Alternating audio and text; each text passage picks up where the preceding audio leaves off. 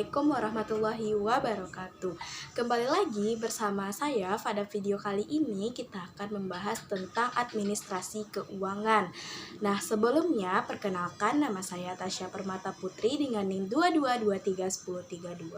Saya berasal dari program studi pendidikan ilmu pengetahuan alam, dan yang sama-sama kita hormati kepada Bapak Dr. Hanif Al-Qadri MPD selaku dosen pengampu pada mata kuliah administrasi dan supervisi pendidikan. Baiklah, kali ini saya akan mempresentasikan tentang materi tentang administrasi keuangan. Nah, dalam hal ini kita akan membahas terkait administrasi keuangan dalam konteks dunia pendidikan. Nah, sebelumnya kita harus mengetahui apa itu administrasi dari keuangan tersebut. Administrasi keuangan adalah proses pengelolaan, pengaturan terkait dengan segala anggaran atau keuangan, mulai dari pembuatan laporan sampai dengan pencapaian tujuan atau kepentingan bersama. Baik, selanjutnya kita akan membahas tentang tujuan dari administrasi keuangan ini. Yang pertama yaitu meningkatkan efektivitas dan efisiensi dari pengeluaran maupun pemasukan dari keuangan sekolah ini. Kemudian yang kedua, sebelum yang kedua kita membahas efisiensi. Nah, efisiensi ini terkait dengan waktu, sedangkan efektivitas itu terkait dengan tujuan dari pengadministrasian ini nantinya. Yang kedua yaitu untuk meningkatkan akuntabilitas dan transparansi. Artinya dalam pengelolaan atau pengadministrasian dari keuangan ini harus jelas programnya. Maksudnya di sini harus jelas harus jelas program, yaitu baik itu sejak pengeluarannya maupun pemasukan dari keuangan sekolah ini. Kemudian yang ketiga yaitu meminimalisir terjadinya penyalahgunaan anggaran keuangan sekolah ini. Nah, jika tujuan yang pertama dan kedua ini terjalan atau terlaksana dengan baik, maka tidak ada penyalahgunaan terhadap keuangan sekolah ini. Maka dari itu, salah satu tujuan dari pengadministrasian keuangan ini adalah untuk meminimalisir penyalahgunaan keuangan sekolah. Nah, proses dari administrasi keuangan ini ada 3. Yang pertama yaitu perencanaan, yang kedua ada pelaksanaan, dan yang ketiga ada bentuk pertanggungjawaban yang jelas. Nah, kita akan mengulas satu persatu. Yang pertama yaitu perencanaan. Nah, perencanaan ini maksudnya adalah rencana anggaran atau keuangan ataupun keperluan pendidikan dalam 1 tahun ke depannya. Nah, itu diperlukan perencanaan. Nah, dalam perencanaan ini seperti penyusunan RAPBS atau Rancangan Anggaran Pendapatan Belanja Sekolah. Nah, ini harus bersifat transparansi dan ini menyangkut tentang keuangan sekolah dalam 1 tahun ke depannya.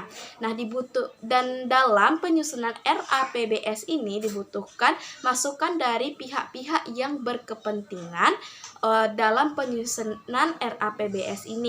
Kemudian RAPBS ini memuat tentang yaitu segala kegiatan atau program yang akan dilakukan sekolah selama 1 tahun ke depannya.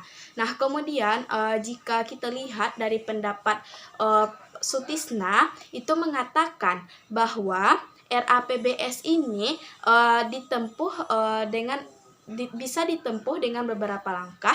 Yang pertama yaitu kita harus menetapkan tujuannya terlebih dahulu.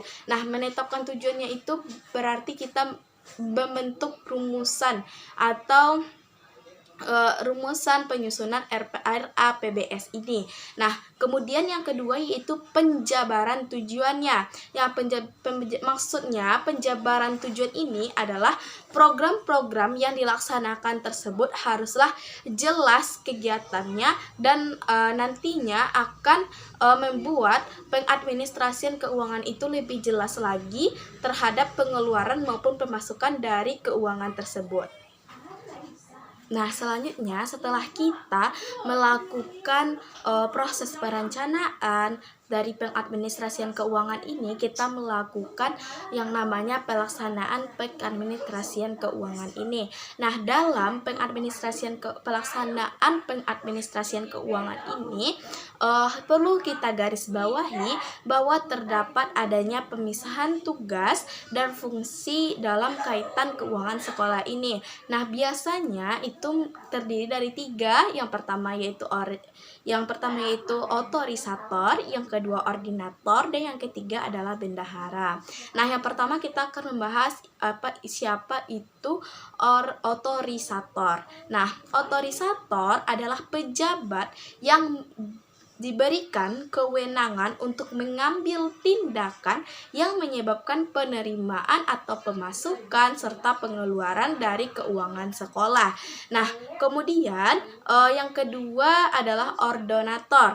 Nah, ordonator ini adalah pejabat yang diberikan kewenangan untuk melakukan pengujian yang akhirnya menyebabkan keluarnya perintah untuk mengeluarkan anggaran yang dibutuhkan oleh sekolah atau perguruan tinggi tertentu.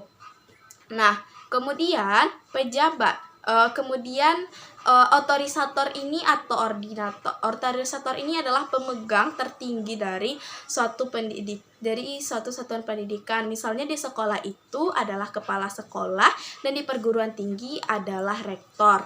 Nah, kemudian tadi kita sudah membahas otorisator dan ordinator. Nah, yang ketiga adalah bendahara. Nah, maksudnya di sini bendahara adalah pejabat atau orang yang mempunyai kewenangan untuk penerimaan anggaran atau pemasukan anggaran, surat menyurat tentang keuangan atas dasar pertimbangan ada tiadanya ketersediaan anggaran dari suatu sekolah atau perguruan tinggi tertentu. Nah, berarti maksudnya di sini bendahara itu adalah orang yang berwenang untuk penerimaan anggaran dan dengan dasar pertimbangan adanya ketersediaan anggaran tersebut. Nah, dalam konteks hal ini perlu kita garis bawahi juga di mana dalam pengelolaan pengadministrasian keuangan ini jika tidak ada penyalahgunaan dari pengadministrasian keuangan ini perlu kita antisipasi dengan cara yang pertama itu adalah di mana dalam pembukuan keuangan itu orang yang membukukan dengan orang yang memegang uang tersebut haruslah orang yang berbeda. Yang kedua yaitu setelah diterima oleh masing-masing pihak tersebut itu harus ditulis sesuai dengan mata anggaran masing-masing kegiatan. Nah, tidak boleh di mana artinya di sini tidak boleh di mana anggaran misalnya anggaran A itu biaya atau pengeluarannya untuk anggaran B. Nah, itu tidak merupakan pengadministrasian keuangan dan itu merupakan pengadministrasian keuangan yang salah. Nah, yang maksudnya di sini yaitu di mana ditulis dengan mata anggaran masing-masing. Di sini misalnya untuk kegiatan A uangnya segini, maka itu juga diberikan atau dipakai keuangan tersebut untuk pengeluaran kegiatan dari program A ini. Kemudian yang ketiga yaitu penggunaan uang sekolah sekecil apapun bentuknya harus ada bukti, baik itu berupa kwitansi maupun pencatatan atau pembuktian.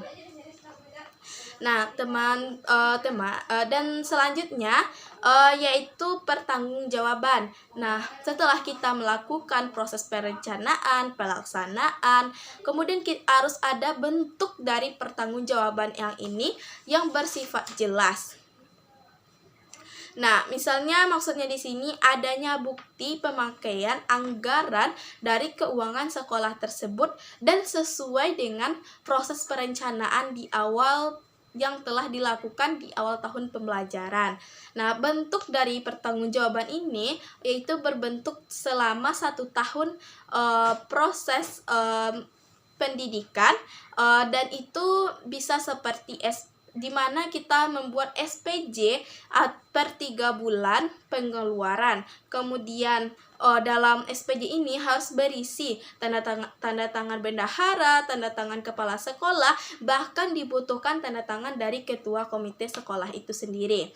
Nah, kemudian yang terakhir yaitu kita menyusun laporan. Nah, laporan ini disusun berdasarkan kegiatan atau program dan pengeluaran keuangan sekolah yang dilakukan selama proses pendidikan yang sesuai dengan anggaran dari perencanaan sebelumnya.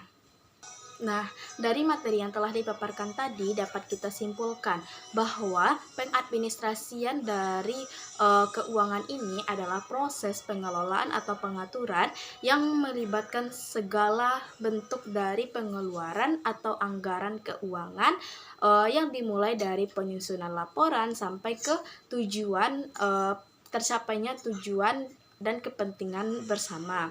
Nah, kemudian dalam pengadministrasian keuangan ini perlu diperhatikan prinsip-prinsip akuntabilitas, transparansi, dan kejelasan, efisien dan efektivitas dari pengadministrasian keuangan ini.